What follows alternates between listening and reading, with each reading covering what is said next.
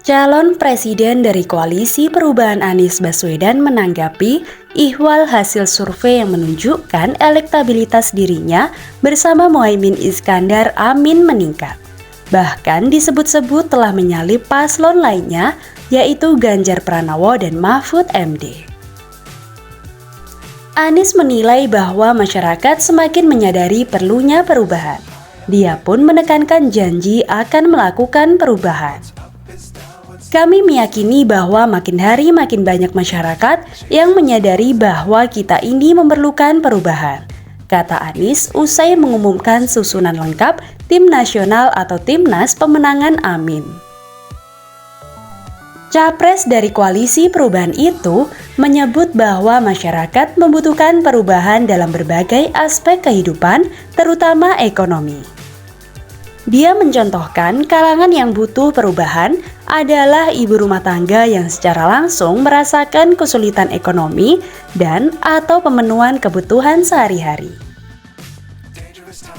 Tanyakan pada ibu-ibu rumah tangga di seluruh Indonesia, apakah kebutuhan pokok kehidupan rumah tangga, kondisi perekonomian rumah tangga itu kondisinya ringan atau berat? Kalau kondisinya berat, mau diteruskan. Kalau tidak mau diteruskan, maka kita perlu perubahan. Jadi kami mengusung tema perubahan ini sudah lama. Anies menyampaikan kilas balik ketika pertama kali dideklarasikan oleh Partai Nasdem menjadi capres pada akhir 2022 lalu dengan menjual konsep perubahan kepada masyarakat. Dengan perkembangan survei yang dinamis hingga saat ini yang menempatkan posisi Amin terus naik. Hal itu dinilai menunjukkan kebutuhan akan perubahan bagi masyarakat. Ketika tahun lalu kita berbicara perubahan, banyak yang tanya apa yang mau diubah sekarang. Kita lihat bagaimana lapangan pekerjaan, bagaimana kebutuhan pokok, bagaimana biaya pendidikan, bagaimana biaya kesehatan. Mungkin kami tidak bisa menyelesaikan semua masalah dalam waktu 5 tahun. Tapi satu hal yang kami janjikan, kami menjanjikan perubahan. Kami akan melakukan perubahan dan itulah yang kita akan terus-menerus diikhtiarkan, jelasnya. Banyak yang tanya apa yang mau dirubah sekarang. Kita lihat bagaimana lapangan kerja, bagaimana kebutuhan pokok, bagaimana biaya pendidikan, dan bagaimana kesehatan. Anies menuturkan meski dirinya tidak bisa menyelesaikan permasalahan tersebut dalam waktu 5 tahun, namun ia akan terus berikhtiar untuk mewujudkan perubahan tersebut.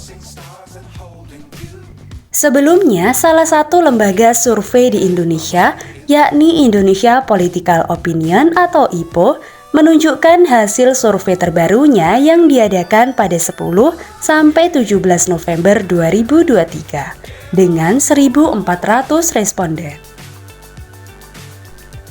Berdasarkan hasil survei tersebut menunjukkan elektabilitas pasangan capres dan cawapres dari masing-masing kandidat.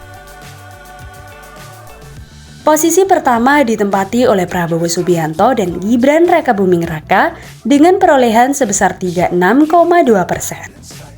Sedangkan untuk posisi kedua ditempati oleh Anies Baswedan Muhaimin dan 34,1%.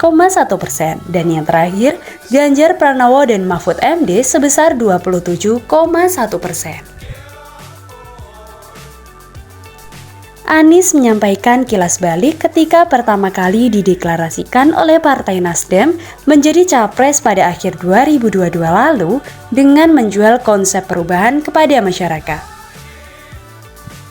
Dengan perkembangan survei yang dinamis hingga saat ini yang menempatkan posisi Amin terus naik, hal itu dinilai menunjukkan kebutuhan akan perubahan bagi masyarakat.